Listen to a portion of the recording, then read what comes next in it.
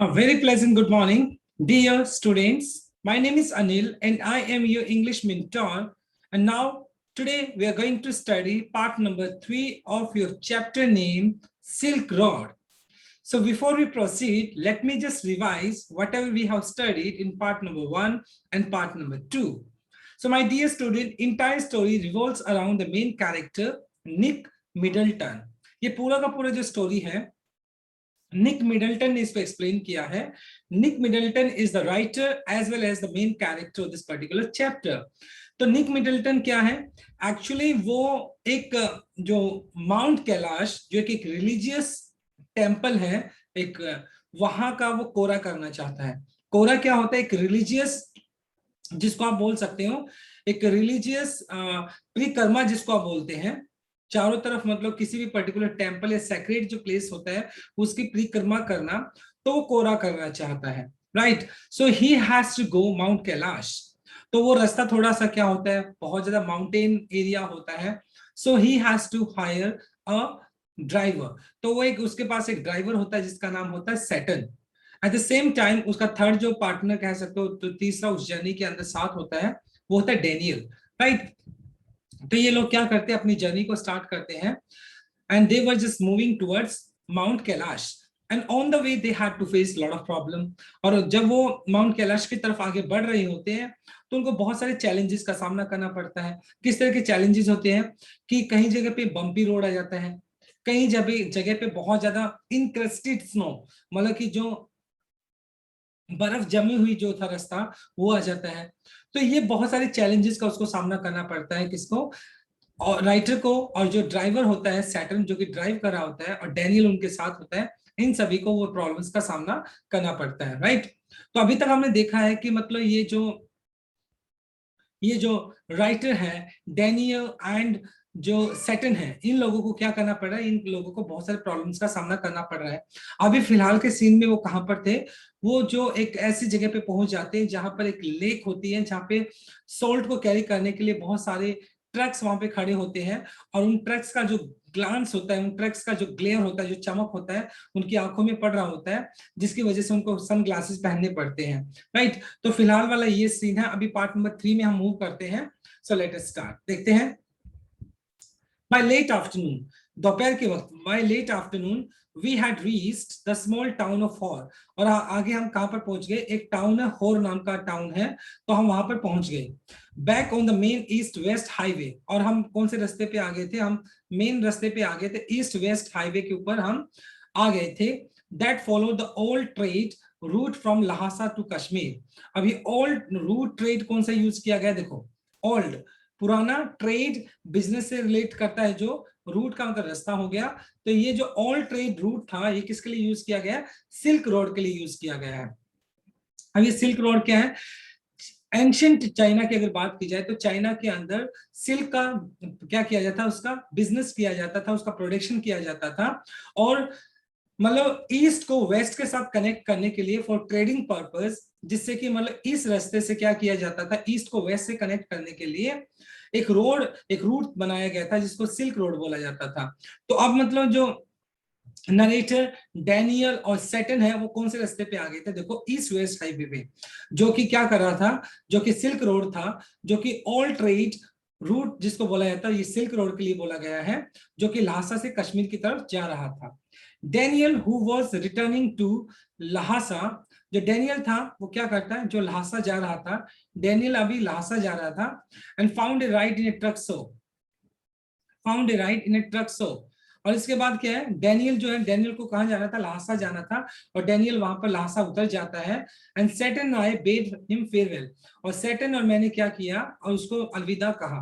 तो यानी जो डेनियल था, डेनियल कहां तक उनके साथ आया था? लहासा तक साथ आया था. और उसके बाद सैटर्न और जो उसका सैटर्न ड्राइवर हो गया, और जो नरेटर है निक मिडल्टन, वो डेनियल को क्या करते हैं? बेड हिम फेयरवेल, उनको उसको अलविदा कहते हैं. Outside A tyre repair shop. Outside a tyre repair shop. और कहां पर वो मतलब क्या, कहां पर रुकते हैं? वो एक टायर रिपेयर शॉप होती है, मतलब जहां पर उनको अपनी गाड़ी का जो टायर है वो रिपेयर कराना होता है. तो वहां से वो क्या करते हैं? डेनियल से अलविदा लेते हैं. और डेनियल मतलब एक एक ट्रक होता है, उस ट्रक में मतलब लिफ्ट मांगकर वो चला जाता है, right. We had suffered 2 punctures in quick succession. Quick succession का मतलब लगातार, एक के बाद एक, on the drive down from the salt lake. और मतलब जो सॉल्ट लेक से होकर आए थे तो उसकी वजह से उनकी गाड़ी थी ना, उसमें 2 पंक्चर हो गए थे। And Saturn was eager to have them fixed. Eager का मतलब क्यूरियस होना, और सैटर्न जो कि ड्राइवर था वो उन पंक्चर्स को जल्दी से जल्दी फिक्स करना चाहता था, उनको रिपेयर करना चाहता था। They left him with no spares, क्योंकि उनके पास कोई स्पेयर स्टेपनी वगैरह भी नहीं थी। बिसाइड इसके अलावा the second tyre had been replaced by one that was smooth as bald headed. अब उनके पास क्या था, एक ही स्पेयर था, 2 स्पेयर तो थे नहीं, एक को तो उनको स्पेयर कर लिया, उन्होंने यूज कर लिया, राइट। 2 टायर्स में पंक्चर हो गया था तो एक तो रिप्लेस कर लिया। लेकिन देखो, the second tyre had been replaced by the one, मतलब जो सेकंड टायर था उसको रिप्लेस कर लिया गया था, लेकिन and that was smooth as bald as head. और मतलब जो कि मतलब जो टायर रिप्लेस किया गया था वो टायर बिल्कुल क्या था, बिल्कुल गंजा था। गंजा इन द सेंस यहाँ पर जो जनरली आपने देखा होगा टायर के ऊपर कुछ पैटर्न बने होते हैं, और वो पैटर्न क्या होता है, जब रोड के ऊपर चलता है तो उससे गाड़ी फिसलती नहीं है और उसका स्पीड भी अच्छा बनता है, राइट। वो पैटर्न क्या हो चुका था, वॉर्न आउट हो चुका था, वो पैटर्न बिल्कुल खत्म हो चुका था, यानी घिसा हुआ टायर था वो, राइट। होर वॉज ए ग्रीन। ग्रीन का मतलब यहाँ पे सैड कह सकते हो, मिजरेबल, पेनफुल कह सकते हो, प्लेस। यानी जो होर था एक ऐसा सा इलाका सा था जो एक उदास सा दिखने वाला, एक मतलब कह सकते हो जहां पर सैडनेस सी छाई हुई हो, एक ऐसा इलाका दिखाई पड़ता था Hor. And there was no vegetation. Vegetation का मतलब यहाँ पे हरियाली वगैरह भी नहीं थी, ग्रीनरी वहां पर नहीं थी। व्हाटसोएवर, जस्ट डस्ट, जो भी वहां पे दिखाई पड़ रहा था वो डस्ट था, गंदगी थी, रॉक्स, पत्थर थे वहां पर सिर्फ होर के अंदर। And liberally scattered with years of accumulated refuse. And scattered का मतलब फैला हुआ होना, एंड accumulated का मतलब इकट्ठा हो जाना, रिफ्यूज का मतलब वेस्टेज। और होर के अंदर बहुत सारी क्या थी, वेस्टेज इकट्ठा हो गई थी, पाइल्स ऑफ डस्ट था, ढेरी लगी हुई थी गंदगी की वहां पर। तो यानी ओवरऑल अगर बात की जाए तो होर एक बहुत ब्यूटीफुल प्लेस नहीं था, वो साफ सुथरा जगह नहीं थी। विच वॉज अनफॉर्चुनेट, जो कि बड़ा अनफॉर्चुनेट था, दुर्भाग्यशाली थी ये बात, दैट गिवन दैट मतलब कंसिडरिंग, गिवन का मतलब यहाँ पे कंसिडर करना, इस बात को सोचते हुए, that the town set on the shore, शोर का मतलब किनारा, ऑफ द लेक मानसरोवर, मतलब इस बात को कंसिडर करते हुए कि जो होर था वो जो लेक मानसरोवर है, जो कि अगर बात की जाए हिंदू परंपरा के हिसाब से उसका बहुत ज्यादा सेक्रेड, बहुत ही पवित्र लेक माना जाता है, उस लेक के किनारे पे बसा हुआ था ये क्या, हॉर। हॉर एक किनारे पे बसा हुआ एक टाउन था, उसके बावजूद भी वो इतना ज्यादा गंदा था, तो ये बात बहुत ही दुर्भाग्यशाली थी। And Tibet's most Tibet's most venerated stretch of water, और तिब्बत का सबसे वेनरेटेड का मतलब रिस्पेक्टेड, स्ट्रेच फैला ऑफ वाटर, ये वाटर किसके लिए यूज किया गया, लेक के लिए। और ये जो मानसरोवर जो लेक थी वो तिब्बत के अंदर क्या थी, सबसे ज्यादा, मतलब एक जिसको रिस्पेक्टेड बोला, जिसने सबसे ज्यादा, जिसकी मतलब क्या किया जाता था, उसका आदर किया जाता था। ये मानसरोवर एक ऐसी लेक थी जो सबसे ज्यादा तिब्बत के अंदर उसका मान किया जाता था, उसकी रिस्पेक्ट की जाती थी या उसकी पूजा की जाती थी, रिलीजियस पर्पज से उसको माना जाता था। और उसके किनारे पे जो होर ये एक टाउन बसा हुआ था जो कि बहुत ज्यादा गंदा सा, मैला सा, गंदा सा था। एंशियंट हिंदू, और प्राचीन हिंदू की अगर बात की जाए, ancient Hindu and Buddhist cosmology. तो कॉस्मोलॉजी क्या होता है, cosmology is study science of studying stars and sky and universe. Cosmology एक स्टडी होती है, कॉस्मोलॉजी एक साइंस है जिसके अंदर यूनिवर्स को स्टडी किया जा सकता है। और एंशियंट हिंदू और बुद्धिस्ट कॉस्मोलॉजी के हिसाब से पिन पॉइंट्स का मतलब इशारा करना, पॉइंट्स आउट करना, Mansarovar as the source for great Indian rivers. और अगर मतलब अगर ये बात की जाए, जो हिंदू कॉस्मोलॉजी या बुद्धिस्ट कॉस्मोलॉजी की अगर बात की जाए, तो मानसरोवर जो है ना, source of for great Indian reverse, उनके अंदर ये बताया गया है कि इस मानसरोवर लेक से इंडिया की 4 बड़ी बड़ी जो रिवर्स है, नदियां, वो यहाँ से निकलती है। द इंडस इंडस हो गई, गंगेस गंगा हो गई, सतलज हो गया एंड ब्रह्मपुत्रा। ये सारी की सारी नदियां कहां से निकलती है? मानसरोवर से निकलती है। Actually one the Sutlej flows the lake, लेकिन रियलिटी में जो सतलुज जो एक नदी है, नदी है, वो कहां से निकलती है? वो मानसरोवर से निकलती है। But the headwaters of the other all rise nearby the flanks of Mount Kailash। Flank का मतलब यहाँ पे पीसेस कह सकते हो ऑफ माउंट कैलाश। लेकिन जो दूसरी तीन मतलब सतलुज को छोड़कर गंगेज हो गया, इंडस हो गया एंड ब्रह्मपुत्रा हो गई, ये मानसरोवर से नहीं निकलती, बल्कि जो माउंट कैलाश के जो फ्लैंक्स है, बड़े बड़े जो जो कह सकते हो बर्फीले जो फ्लैंक्स है, जो पीसेस है, बड़े बड़े ग्लेशियर कह सकते हो जिसको आप, वहां से ये नदियां निकलती है। सिर्फ एक नदी वहां से निकलती है, जो कौन सी? सतलुज, जो कि मानसरोवर से निकलती है, right. We were we were within striking distance of great mountain, we were within striking distance of great mountain, I was eager to forge ahead. Striking distance मतलब अभी भी काफी दूरी पे ही थे वो फिलहाल, राइट, क्योंकि अभी माउंट कैलाश की तरफ जा रहे थे, तो अभी भी मतलब जो राइटर है वो दूरी पे ही था, अभी तो वो माउंट कैलाश पहुंचा नहीं था। And we I was eager, eager का मतलब क्यूरियस होना, टू फोर्ज अहेड, फोर्ज का मतलब मूव अहेड, और मेरी बहुत इच्छा हुई कि मैं आगे बढ़ जाऊं, जल्दी से आगे बढ़ूं। But I had to wait, लेकिन मुझे वेट करना पड़ा। I had to wait. Saturn told me to go and drink some tea in Hor only cafe. अब सैटर्न मेरे पास आके बोलता है कि मतलब कि मैं क्या करूं, मैं थोड़ी बहुत चाय या कॉफी ले लूं।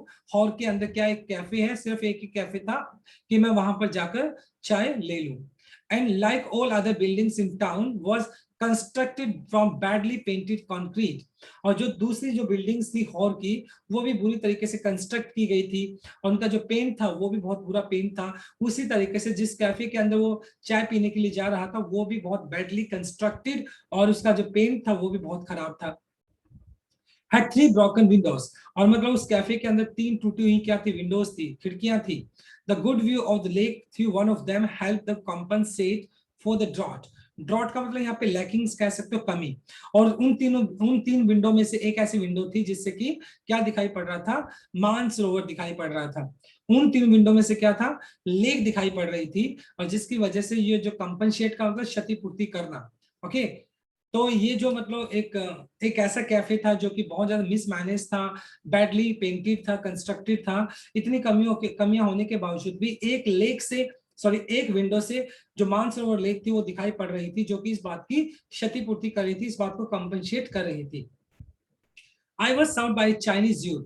और जब मैं मतलब कैफे में गया तो मुझे एक चाइनीज वेटर था जिसने मिलिट्री यूनिफॉर्म पहनी हुई थी, उसने मुझे सर्व किया। Who spread the grease, grease मतलब मैला कुचला, around my table with a filthy rag. Filthy rag का मतलब यहाँ पे फटा पुराना कपड़ा। Before bringing the glass and thermos of tea, यानी चाय लाने से पहले उसने क्या किया? Uniform who spread the grease around, who spread the grease around my table with a filthy rag. और वो क्या करता है? एक मैला कुचला सा कपड़ा होता, फटा पुराना सा, जिससे कि वो टेबल को साफ करने की कोशिश करता है। टेबल और भी ज्यादा गंदी हो जाती है, राइट। और वो मेरे लिए क्या लेकर आता है? जो एक चाइनीज वेटर होता है वो मेरे लिए ग्लास एंड एक थर्मस लेके आता है, जिसके अंदर, थर्मस मतलब टी कंटेनर कह सकते हो, जिसके अंदर चाय थी, वो लेकर आता है। हाफ एन आवर लेटर, आधे घंटे के बाद, Saturn relieved me from my solitary confinement। Relieved का मतलब यहाँ पर कह सकते हो छोड़ने के सेंस में, राइट। यानी अभी तक मैं आधे घंटे से क्या था? कंफाइनमेंट का मतलब किसी जगह पे, एक पर्टिकुलर जगह पे अपने आप को आप डिटेन कर लेते हो, रोक लेते हो। यानी अभी वो अकेला क्या था? जो सैटर्न, सॉरी, राइटर था, वो फिलहाल क्या था? मतलब आधे घंटे से वो अकेला था, कहां पर? उस कैफे के अंदर बैठा हुआ था। तभी सैटर्न वहां पर आता है। सॉलिटरी का मतलब अकेला हो गया। कन्फाइनमेंट का मतलब हो गया, जैसे वैसे कन्फाइनमेंट का होता मतलब किसी को डिटेन कर लेते हो, नजरबंद कर लेते हो, वो होता है। तो यहाँ पर हम बोल सकते हैं कि जो राइटर था वो आधे घंटे से उस कैफे के अंदर अकेला बैठा हुआ था, तभी सैटर्न वहां पर आता है, और उसके बाद उसका जो अकेला लॉनलीनेस था, अकेलापन था, उसको डिस्टर्ब करता है। एंड वी ड्रो फास्ट, और उसके बाद वो वहां से चल पड़ते हैं। And a lot of rocks, उसके बाद बहुत सारे पत्थर आते हैं, रॉक्स आती हैं, रबिश, गंदगी। वेस्ट वर्ड्स मतलब वेस्ट साइड में जाते हैं तो उनको बहुत सारी गंदगी दिखाई पड़ती है। आउट ऑफ द टाउन, और टाउन से बाहर जाते हैं टुवर्ड्स माउंट कैलाश, और माउंट कैलाश की तरफ वो निकल पड़ते हैं, माउंट कैलाश की तरफ चल पड़ते हैं। माई एक्सपीरियंस इन हॉर केव, और यहाँ पे राइटर बोलता कि जो मेरा एक्सपीरियंस था हॉर के अंदर came as a stark, stark मतलब severe contrast to the accounts I had read of the earlier travellers. यहाँ पर मतलब जो राइटर वो बताता है कि मैंने जो मेरा जो एक्सपीरियंस था, कि मेरा जो एक्सपीरियंस था हॉर के अंदर, मतलब बहुत सारे लोग, मेरा जो हॉर के अंदर जो एक्सपीरियंस था वो उन सभी लोगों से अलग था जो लोग ऑलरेडी पहले हॉर आए हुए थे, तो उनका एक्सपीरियंस बहुत अच्छा एक्सपीरियंस था। मैंने उन लोगों के अकाउंट को, उन लोगों का मतलब अकाउंट का मतलब उन लोगों के बारे में मैंने पहले पढ़ा था, उन लोगों के बारे में मुझे पता था कि उन लोगों का जो एक्सपीरियंस था वो बहुत अच्छा था, लेकिन मेरा एक्सपीरियंस उन लोगों के बिल्कुल कॉन्ट्रास्ट में था, अपोजिट था। यहाँ पे बोलना क्या चाह रहा है राइटर कि जो लोग पहले ऑलरेडी उससे पहले हो रहे थे, तो उनके उनके बारे में राइटर को पहले पता था, उनका एक्सपीरियंस बहुत अच्छा था, लेकिन राइटर का एक्सपीरियंस उनके कंपैरेटिवली बहुत बुरा था। First encounter with the lake mount सरोवर, मतलब जो फर्स्ट टाइम जो ट्रेवलर्स लेक माउंट सरोवर आए थे उनका एक्सपीरियंस बहुत अच्छा था, लेकिन यहाँ पर अगर बात की जाए राइटर की, तो राइटर का एक्सपीरियंस बहुत ही बुरा था। लेकिन first encounters with the lake mount सरोवर, जो पहली बार माउंट सरोवर मतलब पहली बार एक शख्स जो कि माउंट सरोवर आया था जिसका नाम था इकाई कवागुची, इकाई कवागुची नाम का एक शख्स था जो कि सबसे फर्स्ट टाइम कहां पर आया था, लेक मानसरोवर को देखने के लिए आया था, जो कि एक जापानीज मॉन्क था, एक सन्यासी था, who had arrived there in 19th century, जो कि 19वीं शताब्दी के अंदर लेक मानसरोवर के पास आया था। वो सो मूव, और जैसे मतलब इकाई कवागुची मतलब इस लेक मानसरोवर को देखता वो इतना ज्यादा मूव हो जाता, अफेक्ट हो जाता है, प्रभावित होता है इस बात से, बाय द सेंसिटिविटी, सेंसिटिविटी का मतलब purity, purity of the lake, that he burst into tears, मतलब वो इस जो लेक की जो पवित्रता है इससे इतना ज्यादा इफेक्ट होता है। जब 19वीं शताब्दी में आया था, तो ये जो लेक मानसरोवर है उसकी प्योरिटी से, उसकी सेंसिटिव मतलब कह सकते हो, जिसकी प्योरिटी होगी, उसकी सच्चाई और उसके पवित्रता से इतना ज्यादा अफेक्ट होता है। इकाई कवागुची जो कि एक जापानीज मॉन्क था, और वो ही ब्रस्ट इनटू टीयर्स का मतलब ब्रस्ट का मतलब वैसे फटना होता है, मतलब यहाँ पे बोल सकते हैं कि वो रोने लग जाता है। A couple of years later, कुछ सालों के बाद, द हेलोड, हेलोड का मतलब यहाँ पे रिस्पेक्टेड हो गया, वाटर्स, वाटर्स का मतलब कोई पानी के जो सोर्सेज होते हैं उनके लिए यूज किया जाता है, यहाँ पर लेक के लिए यूज किया गया है। Had a similar effect on seven heading, seven heading, right, ये भी एक मतलब क्या था, एक स्वीडन था, यानी स्वीड कौन है, जो स्वीडन से बिलोंग करता है, तो एक स्वीडन का एक कपल आया था, ओके सॉरी, एक स्वीडन का एक ट्रेवलर आया था, जो कि कुछ सालों के बाद एक स्वीडन का एक स्वीन हेडिंग के नाम से एक ट्रेवलर आया था, उसके ऊपर भी सेम टाइप का इफेक्ट हुआ जब उसने लेक मानसरोवर को विजिट किया। Who wasn't prone to sentimental outburst, prone to मतलब affected to, sentimental emotional outburst का मतलब रोने लग जाना। हालांकि जो सेवन हेडिंग नाम का जो शख्स था वो मतलब सेंटिमेंटल टाइप का इंसान नहीं था, लेकिन उसके बावजूद भी जब वो उस लेक मानसरोवर को देखता है तो वो इमोशनल होकर रोने लग जाता है, क्योंकि उसकी प्योरिटी इतनी अच्छी थी लेक मानसरोवर की, तो इस वजह से उसको बहुत ज्यादा इमोशनल हो जाता है और वो रोने लग जाता है। It was dark by the time, अब क्या हो गया था, it was dark by the time we finally left again and after 10:30 p.m. It was dark by the time, अभी तक क्या हो गई थी, शाम, डार्क अंधेरा हो गया था, we finally left again, और उसके बाद हम चले, and after 10:30 p.m. we drew up outside a guest house in Darchen, और रात के 10:30 बजे डार्चन नाम की एक जगह थी, डार्चन नाम की एक जगह थी, उसके गेस्ट हाउस के सामने वो रुकते हैं, कौन, सैटन और उसके जो ऑथर है, राइटर है, for what turn out to be another trouble night, क्योंकि ये जो रात थी वो भी उनके लिए क्या थी, बहुत ही ज्यादा ट्रबल, दिक्कत देने वाली रात थी। Kicking around in the open air rubbish dump, kicking around in the open air rubbish dump that pass for the town of Hor had set off my cold once more. अब यहाँ पे kicking around in the open air rubbish, मतलब हवा में जो गंदगी उड़ रही थी हॉर के अंदर, उसकी वजह से क्या हो गया था, had set off my cold once again, had set off my cold once again, उसकी वजह से उसको फिर से क्या हो गया था, जुकाम हो गया था, किसको, राइटर को। एंड दो if the truth be told, अगर सच्चाई बताई जाए, it had it has never quite disappeared with my herbal tea.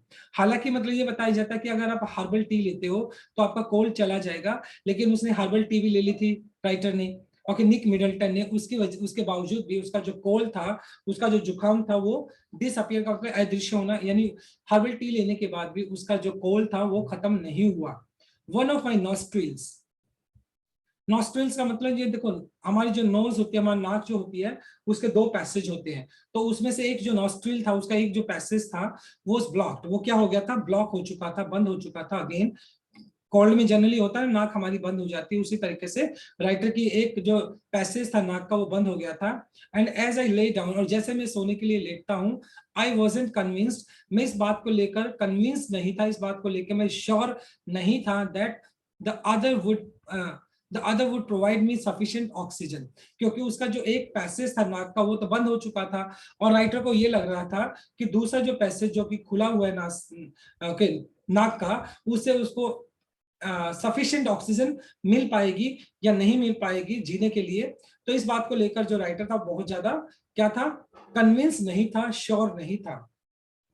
My watch told मी, मेरी घड़ी ने मुझे बताया, my watch told me I was at 4760 metres, मतलब उसने वॉच पे देखा तो अभी वो कितने हाई एल्टीट्यूड पे थे, 4700 मीटर की ऊंचाई पर थे। And it wasn't much bigger than Rawu, मतलब ये जो हाइट थी रावू से ज्यादा हाइट तो नहीं थी, मतलब रावू की जो हाइट थी वो इससे ज्यादा थी। जो दार्चन की जो हाइट थी वो 4760 मीटर थी, जो कि रावू से कम थी। And there I had been gasping, gasping का मतलब देखिए, गैस्पिंग फॉर ऑक्सीजन, गैस्पिंग का मतलब होता है जनरली जब आप मतलब जैसे जब आपका अंदर ऑक्सीजन की कमी होती है तो हम गहरे गहरे सांस लेने लग जाते हैं। गैस्पिंग का मतलब taking a long deep breath, generally जब आपके अंदर ऑक्सीजन की कमी होती है तो हम गहरे सांस लेने लग जाते हैं, उसको गैस्पिंग बोलता है।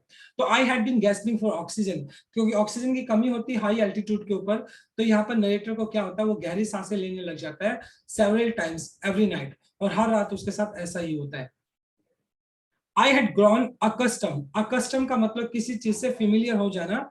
I had grown accustom to this nocturnal, nocturnal मतलब इन रिस्पेक्ट टू नाइट, रात को होने वाली, नॉक्टर्नल का मतलब राइट, रात को होने वाली जो डिस्टर्बेंस है, अक्सर वो रात को बहुत ज्यादा डिस्टर्ब होता था, उसको नींद नहीं आती थी, वो उससे क्या हो चुका था, अकस्टम हो चुका था, उससे परिचित हो चुका था ऐसी दिक्कतों से।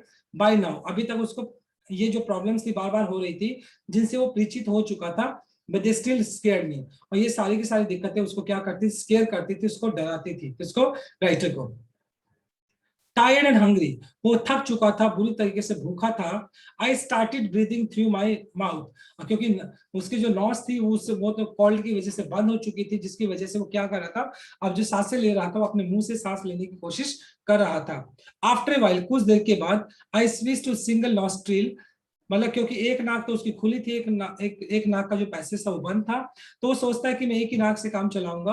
Power to which seems to be admitting enough oxygen, अभी तक उसको लग रहा था कि उसकी नाक का जो एक पैसेज जो कि खुला है उससे उसको सफिशिएंट ऑक्सीजन मिल जाएगी।